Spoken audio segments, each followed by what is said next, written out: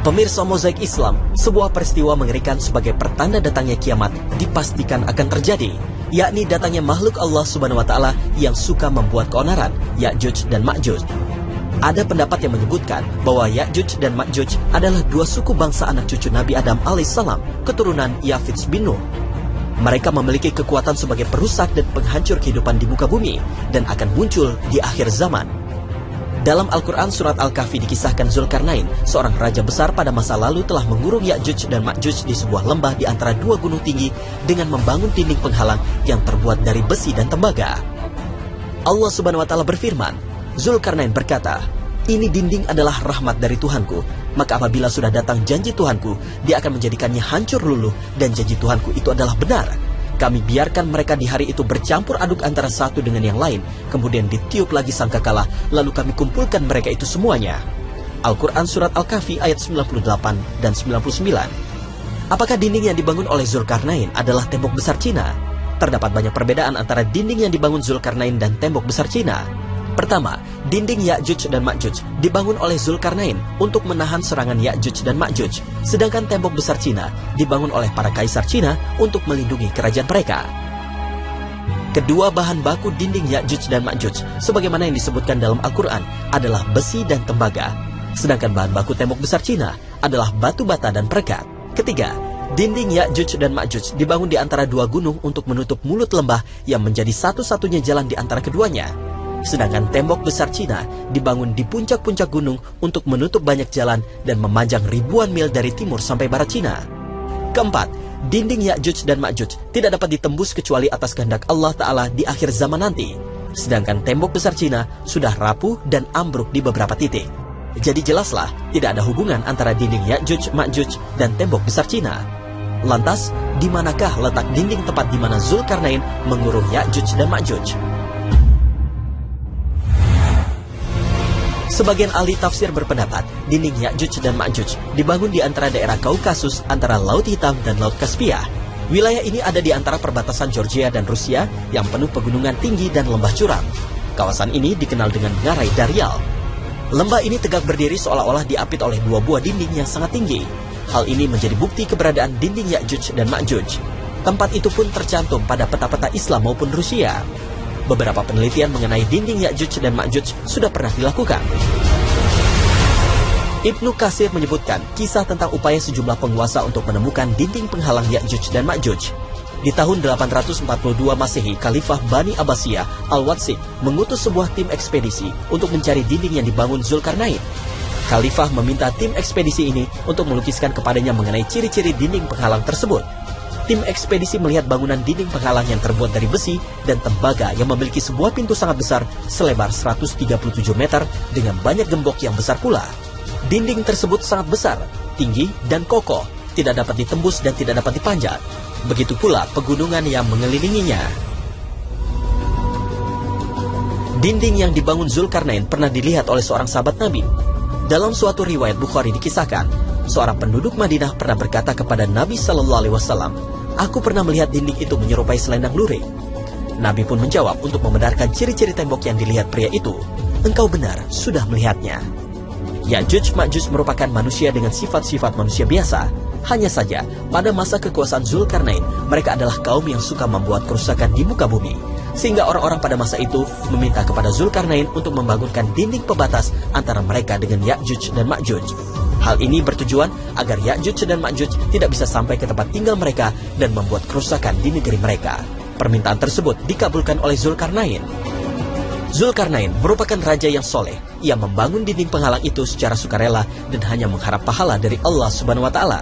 Menurutnya, cara paling efisien untuk menghalangi Ya'juj dan Ma'juj adalah dengan menutup lembah yang terletak di antara gunung itu.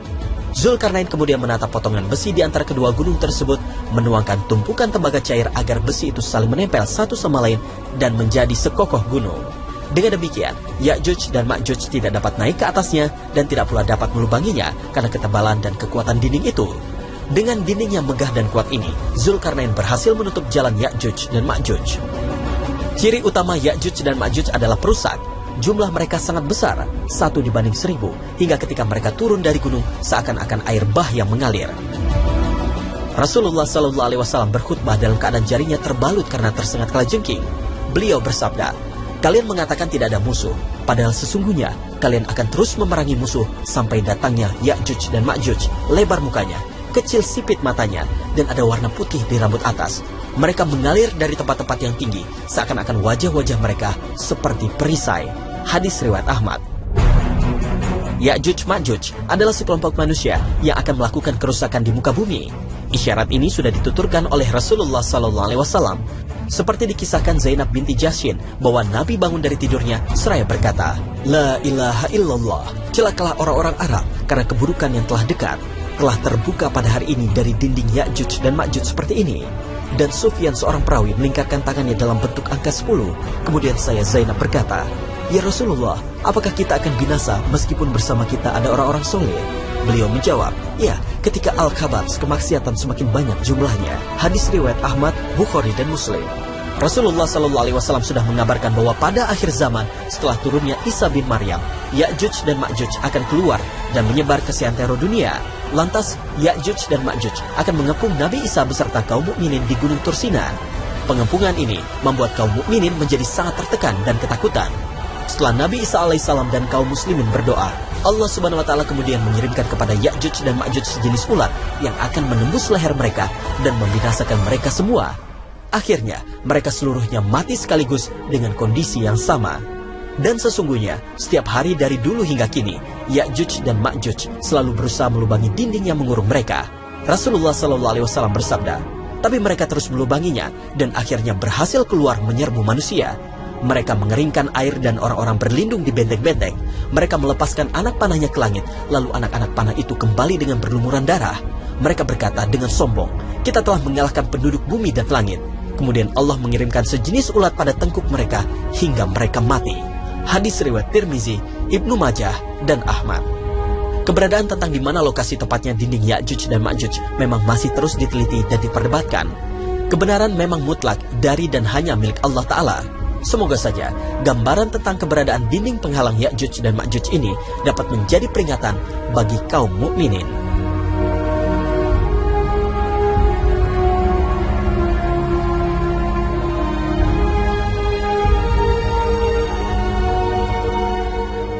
Dara Encourage.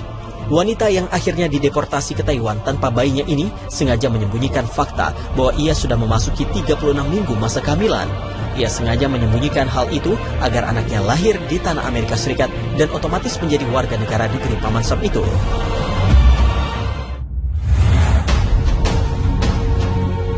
Kisah ibu melahirkan di dalam pesawat lainnya terjadi di penerbangan Air Canada dari Calgary menuju Tokyo pada Mei 2015. Sang ibu, Ada Guan, sama sekali tidak tahu jika dirinya sedang hamil.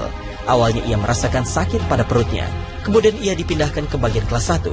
Dokter yang memeriksanya kemudian menyatakan ia hamil dan segera akan melahirkan.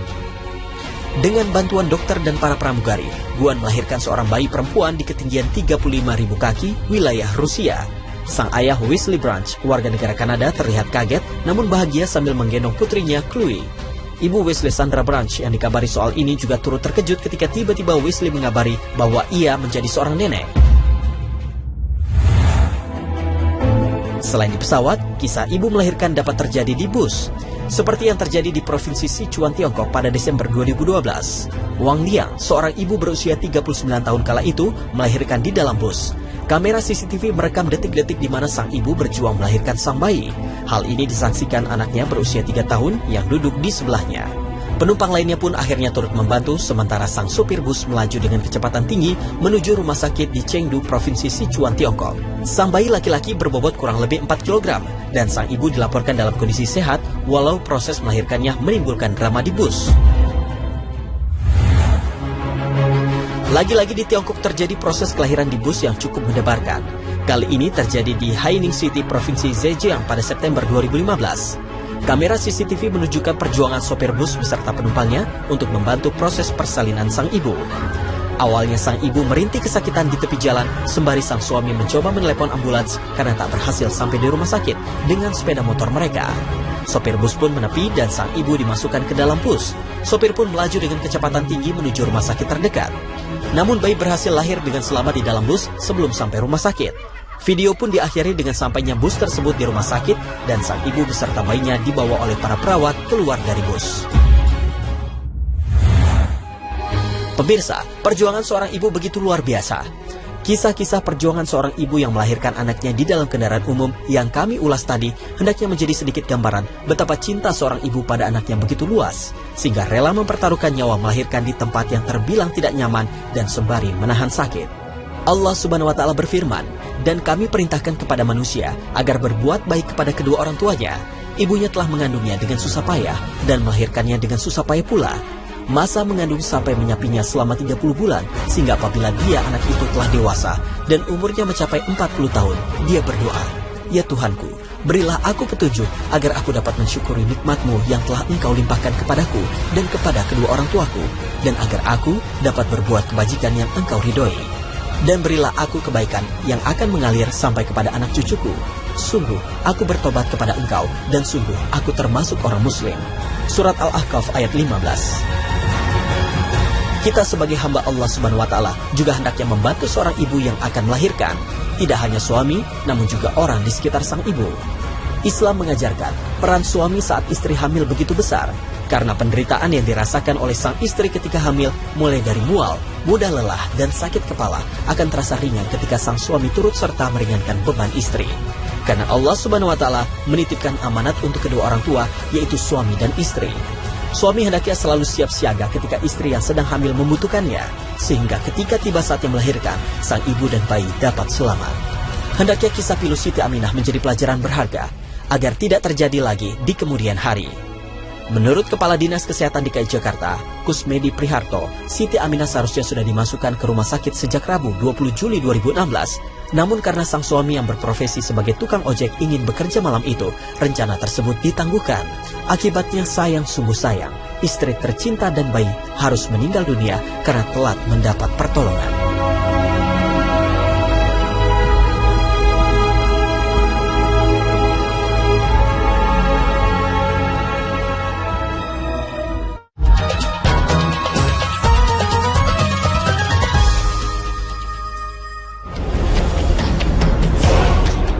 Pemirsa Mozaik Islam, siapa sangka sejumlah aksi kejahatan berhasil digagalkan oleh keberanian seorang wanita. Aksi para wanita tersebut patut diacungi jempol, dan berikut ini adalah beberapa kisahnya yang berhasil dirangkum Mozaik Islam. Kisah pertama terjadi di Georgia, Amerika Serikat. Di siang hari, sebuah toko kedatangan seorang pembeli yang masih tergolong remaja. Sang pembeli dilayani oleh pelayan toko yang bernama Bhumika Patel, seorang wanita keturunan India. Saat hendak membayar minuman kaleng yang telah diambilnya, tiba-tiba saja ia menodongkan pistol. Sambil mengancam, sang pria meminta uang yang ada di kasir. Dengan spontan, kasir ini langsung melakukan pembelaan dengan berusaha merebut pistol. Ia bahkan memukul pelaku dengan keyboard komputer yang ada di depannya. Tak hanya itu, wanita ini juga berusaha menangkap pelaku. Terkejut dengan keberanian sang kasir, perampok ini akhirnya kabur menyelamatkan diri. Belakangan polisi berhasil menangkap pelaku yang bernama Christian Dakota Thornton tersebut. Pelaku diketahui baru berusia 17 tahun. Kisah selanjutnya datang dari Khanty-Mansis di Rusia. Dari video CCTV terlihat seorang pelayan toko sedang berhadapan dengan perampok sendirian. Pelaku tiba-tiba berusaha mengambil uang yang ada di kasa. Dengan keberaniannya, sang pelayan berusaha menggagalkan aksi pelaku. Ia bahkan berani menarik baju pelaku dan bahkan memukulnya. Mendapat perlawanan itu, pelaku tetap berusaha sekuat tenaga mengambil uang di kasa. Usahanya berhasil meski mendapat perlawanan sengit dari sang pelayan. Wanita tersebut mencoba mengejar, namun terlambat. Meski berhasil melarikan diri, pelaku akhirnya berhasil ditangkap polisi beberapa jam kemudian. Pelaku diketahui bernama Vitaly Sidorov dan merupakan residivis karena kerap keluar masuk penjara.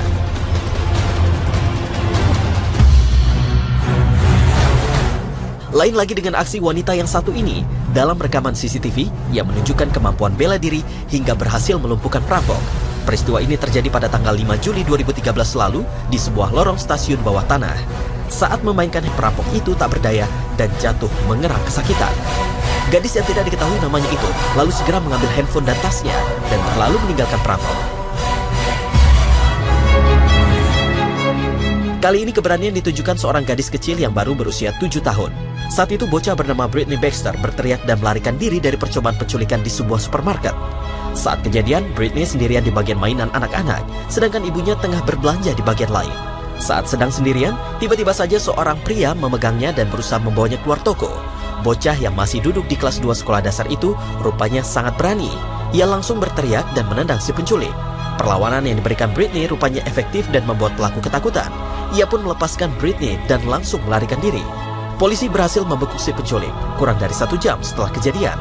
Pelaku berusia 25 tahun itu bernama Thomas Woods dan belum lama keluar dari penjara akibat kasus penganiayaan yang menyebabkan korbannya meninggal dunia. Kalau tadi anak-anak, sekarang justru seorang nenek berusia 75 tahun yang berhasil menggagalkan aksi perampokan. Peristiwa ini terjadi di sebuah toko di Malden, Amerika Serikat. Peristiwa bermula saat seorang pria merampok kasir. Karena sang penjaga toko tidak bisa berbuat banyak, sang nenek langsung melawan perampok dengan seluruh kemampuannya. Ia berusaha memukul perampok dengan scanner. Mendapat perlawanan itu, perampok buru-buru kabur. Namun pelaku berhasil mengambil uang milik toko. Meski begitu, keberanian sang nenek mendapat pujian masyarakat Amerika dan diberitakan banyak media saat itu. Sementara pelaku berhasil ditangkap polisi 3 hari kemudian. Jermaine Yip, wanita berusia 28 tahun asal Malaysia ini, baru tiba di rumah dengan mobilnya. Ternyata ia sudah diikuti oleh 2 orang perampok bersepeda motor. Perampok langsung berusaha menjamret tas korban. Namun korban melawan dan dengan gerakan refleksnya, ia berhasil menendang pelaku. Pelaku terjungkal hingga akhirnya bisa diselamatkan temannya sendiri. Korban selamat dan 2 pelaku kabur dengan tangan kosong. Seperti dilansir UK Metro, Jermaine Yip ternyata memang jago bela diri Muay Thai. Ia pun mengeluarkan video itu sebagai bentuk kampanye anti kejahatan. Pemirsa Mozaik Islam, kasus kekerasan terhadap perempuan memang bisa terjadi di mana saja. Karena itu kaum hawa sebaiknya memiliki kemampuan melindungi diri dari aksi kejahatan. Islam sesungguhnya menempatkan wanita dalam posisi terhormat dan mulia. Wanita memiliki kedudukan setara dengan kaum pria, dan mereka saling menolong dalam kebaikan dan mencegah kemungkaran. Sesungguhnya laki-laki dan perempuan yang muslim, laki-laki dan perempuan yang mukmin, laki-laki dan perempuan yang tetap dalam ketaatannya, laki-laki dan perempuan yang benar, laki-laki dan perempuan yang sabar, laki-laki dan perempuan yang khusyuk, laki-laki dan perempuan yang bersedekah, laki-laki dan perempuan yang berpuasa, laki-laki dan perempuan yang memelihara kehormatannya, laki-laki dan perempuan yang banyak menyebut nama Allah. Allah telah menyediakan untuk mereka ampunan dan pahala yang besar. Al-Quran Surat Al-Ahzab ayat 35.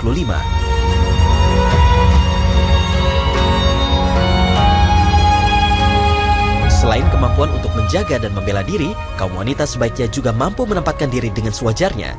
Jika tidak ada keperluan yang mendesak, wanita sebaiknya berada di rumah. Seorang wanita yang keluar rumah sebaiknya juga berpakaian secara syar'i agar aman dari fitnah dan aksi kejahatan. Dan bagi wanita yang dalam perjalanan, sebaiknya didampingi oleh mahramnya. Seorang wanita tidak boleh melakukan safar kecuali bersama mahramnya. Hadis riwayat Bukhari.